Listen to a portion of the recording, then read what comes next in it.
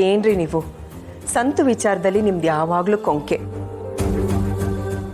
ಅಲ್ಲ ರೀ, ನಾವು ನಮ್ಮ ಮಕ್ಕಳನ್ನ ಎಷ್ಟು ಪ್ರೀತಿಯಿಂದ ಸಾಕಿದ್ದೀವಿ, ಅಂಥದ್ರಲ್ಲಿ ಅವ್ರನ್ನ ಮಾತ್ರ ಬೇರೆ ಥರ ನಡ್ಕೊಳ್ಳೋದಕ್ಕೆ ಹೇಗ್ರಿ ಸಾಧ್ಯ?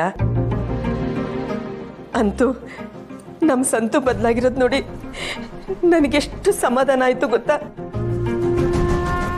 ಏನೋ ಆ ದೇವ್ರ ದಯೆಯಿಂದ ನಾವೆಲ್ಲರೂ ಮತ್ತೆ ಒಂದಾದರೆ ಆ ಸಂಭ್ರಮ ಎಷ್ಟು ಚೆನ್ನಾಗಿರುತ್ತಲ್ವೇನ್ರಿ. ಸರಿ ಲಕ್ಷ್ಮಿ, ಏನೋ ಆ ಭಗವಂತನ ಕೃಪೆ ನಮ್ಮ ಮಕ್ಕಳಿಗೆ ಒಳ್ಳೆ ಬುದ್ಧಿ ಬಂದು ನಾವೆಲ್ಲ ಒಂದೇ ಮನೇಲಿ ಬದುಕೋಕೆ ಸಾಧ್ಯ ಆದರೆ ಅದಕ್ಕಿಂತ ಖುಷಿ ಇನ್ನೇನಿದೆ ಹೇಳು. ಹೌದು ರೀ, ನೋಡಿ ಇವತ್ತು ಅವನ ಮನೆಗೆ ಬಂದಮೇಲೆ ಅವನು ಚೆನ್ನಾಗಿ ಮಾತಾಡಿಸಿ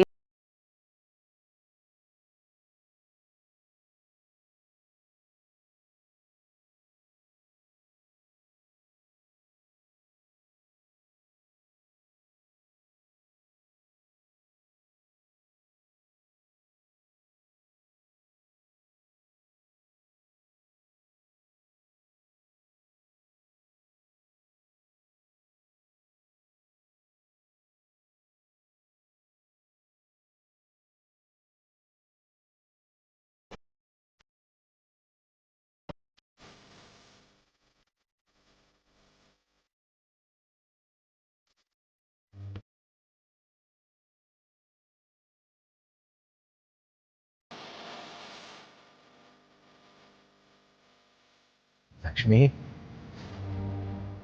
ಮಕ್ಕಳು ಅಂತ ತುಂಬಾ ಹಚ್ಕೋಬೇಡ. ನೀನು ಅನ್ಕೊಂಡಿರುವಷ್ಟು ಒಳ್ಳೆಯವರಲ್ಲ ನಮ್ಮ ಮಕ್ಕಳು. ಸಂತೋಷದಲ್ಲಿ ಏನೋ ಓಡ್ತಾ ಇರುತ್ತೆ. ಈ ನನ್ನ ಸೂರ್ಯ ಹಣೆ ಮೇಲೆ ಚಿಲಿಪಿಲಿ ಹಾಡು ಎಲೆ ಮೇಲೆ, ನಿನ್ನ ಪ್ರೀತಿ ಹಾಡು ಎದೆ ಮೇಲೆ. ಗಾಳಿ ಗಾಳಿ ತಂಪು ಗಾಳಿ ಊರ ತುಂಬ ಇದೆಯೋ, ನಿನ್ನ ಹೆಸರ ಗಾಳಿಯೊಂದೇ ನನ್ನ ಉಸಿರಲ್ಲಿದೆಯೋ. ನಮ್ಮ ಪ್ರೀತಿ ಬೆಳಗು ಇತಿಹಾಸವು, ನಿನ್ನ ಸಹಚಾರವೇ ಚೈತ್ರ. ಅಲ್ಲಿ ನನ್ನ ಇಂಚರ ಅಮರ. ಎಷ್ಟು ಚೆನ್ನಾಗಿ ಹಾಡ್ತಾರೆ. ಇವ್ರ ಟ್ಯಾಲೆಂಟ್ನ ಹೊರಗಡೆ ಹೇಳ್ಕೊಡಿ ಅಂದರೆ ಬೇಡ ಅಂತಾರೆ. ಇವ್ರು ಹೇಳಿದ್ರು ಅಂತ ನಾನು ಸುಮ್ಮನೆ ಇರೋಕ್ಕಾಗತ್ತಾ?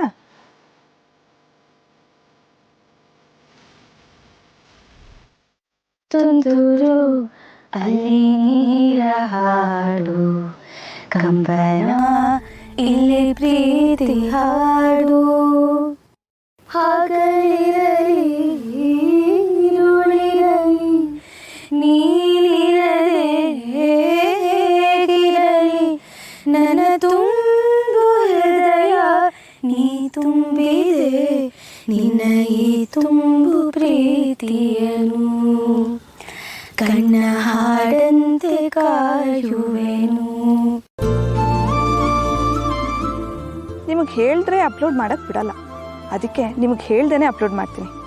ಈಗ ನೋಡಿ, ನಿಮ್ಮ ಮುಖ ಕಾಣ್ತಾ ಇದ್ರು ನೀವು ಹಾಡಿನ ಟ್ಯಾಲೆಂಟು ಎಲ್ರಿಗೂ ಗೊತ್ತಾಗತ್ತೆ. ಇಷ್ಟು ಚೆನ್ನಾಗಿ ಹಾಡ್ತಿರೋದು ಯಾರು ಅಂತ ಕೇಳೋಕ್ಕೆ ಶುರು ಮಾಡ್ತಾರೆ. ಆಗ ನಿಮ್ಮ ಹತ್ರ ಹೇಳ್ತೀನಿ. ನಾ ಪೋಸ್ಟ್ ನೋಡ್ತಿದ್ದಂಗೆ ನಮ್ಮ ಮಾವ ಗಡಗಡ ಅಂತ ನಡಿಗೆ ನಮ್ಮನ್ನು ಹುಡ್ಕೊಂಡು ಓಡೋಡಿ ಬರ್ಬೇಕು. ಅವರೇ ಓಡ್ ಬರ್ತಾರೋ, ನಮ್ಮನ್ನೇ ಊರು ಬಿಟ್ಟು ಓಡ್ ಹೋಗುವಾಗ ಮಾಡ್ತಾರೋ ದೇವ್ರಿಗೆ ಗೊತ್ತು. ನೀನು ಯಾಕೆ ಇಷ್ಟೊಂದು ಭಯ ಪಡ್ತೀಯಾ? ನಾವು ಮಾಡಿರೋದು ಕರೆಕ್ಟ್ ಆಗಿದೆ, ಕಾನೂನಿನ ಪ್ರಕಾರ ನಾವು ಹೋಗಿದ್ದೀವಿ. ಏನೋ ತಪ್ಪಿದೆ ಅದಲ್ವೋ, ಅವರು ದುಡ್ಡಿರೋರು. ಅವ್ರು ಇಷ್ಟು ವರ್ಷ ಕಷ್ಟಪಟ್ಟು ಸಂಪಾದಿಸಿರೋ ಆಸ್ತಿನ ನಾವು ಕಿತ್ಕೋತೀವಿ ಅಂದಾಗ ಅವ್ರು ಸುಮ್ಮನೆ ಇದ್ಬಿಡ್ತಾರ? ಅದು ಅಲ್ಲದೆ ಇದೆಲ್ಲ ಅಮ್ಮಂಗೆ ಇಷ್ಟ ಆಗತ್ತೋ ಇಲ್ವೋ ನೋಡೋ. ನನ್ನನ್ನು ಕೇಳಿದ್ರೆ ಆ ರಿಜಿಸ್ಟರ್ ಪೋಸ್ಟ್ ಕಳಿಸಿದೆಯಲ್ಲ ಅದನ್ನು ವಾಪಸ್ ತೊಗೊಂಡ್ಬಿಟ್ರೆ ವಾಸಿ ಅಂತ ನನ್ಗನ್ಸತ್ತ. ಒಳ್ಳೆ ಹೆದರು ಪುಕ್ಲ ಕಣ, ನಿನ್ನ ಸುಮ್ಮನೆ ಹೆದರ್ಕೋತೀಯ.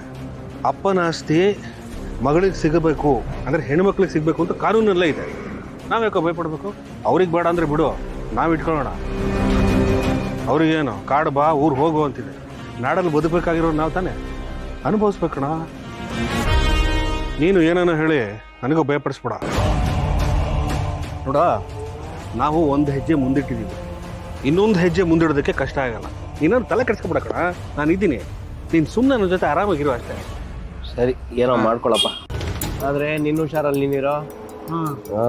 ದುಡ್ಡು ಆಸ್ತಿಗೆ ಏನೆಲ್ಲ ನಡೀತದೆ ಅಂತ ನೀನು ಓದ್ತಾನೆ ಇದೆಯಾ, ನೋಡ್ತಾನೆ ಇದೆಯಾ?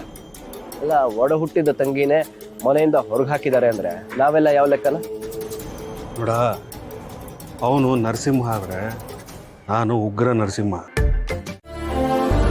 ನಾನಿನ್ನೊಂದು ವಿಚಾರ ಹೇಳ್ತೀನಿ, ನೀನು ಮುಕ್ತ ಮನಸ್ಸಿಂದ ಕೇಳ್ಕೋಬೇಕು, ಬೇಜಾರು ಮಾಡು. ಏನ್ರಿ, ನಿಮ್ಮ ಮಾತಿಗೆ ನಾನು ಯಾವತ್ತಾದ್ರೂ ಬೇಜಾರು ಮಾಡ್ಕೊಂಡಿದ್ದೀನ? ಅದೇನು ಹೇಳಿ. ಲಕ್ಷ್ಮಿ, ಇಷ್ಟು ವರ್ಷ ನಿಮ್ಮ ಅಣ್ಣನ ವಿಚಾರದಲ್ಲಿ ಅದೇನೋ ಒಂಥರ ದ್ವೇಷ ಬೆಳೆಸ್ಕೊಂಡು ಬಂದ್ಬಿಟ್ಟಿದೆ. ಅಂದ್ರೆ ಅವ್ರು ಮಾಡಿ ಸರಿ ಅಂತ ನಾನು ಹೇಳ್ತಿಲ್ಲ, ಅವರು ನಮ್ಮ ಜೊತೆ ಕೆಟ್ಟ ನಡ್ಕೊಂಡಿದ್ದಾರೆ, ನಿಮ್ಮ ಅಣ್ಣ ನಮ್ಮ ಮೇಲೆ ಕೈ ಮಾಡಿದ್ರೆ ಎಲ್ಲ ನಿಜ. ನೀನು ಸಹ ಅವ್ರ ಮುಖದ ಮೇಲೆ ಸವಾಲಾಗಿ ಬಂದಿದ್ಯಾ. ಎಷ್ಟೇ ಕಷ್ಟ ಆದ್ರೂ ಲಕ್ಷ್ಮೀ ನಿವಾಸ ಕಟ್ಟೆ ಕಟ್ಟಿಸ್ತೀನಿ ಅಂತ ನನಗೆ ನಂಬಿಕೆ ಇದೆ, ನನ್ನ ಮೇಲೆ ನಿಮಗೂ ನಂಬಿಕೆ ಇದೆ.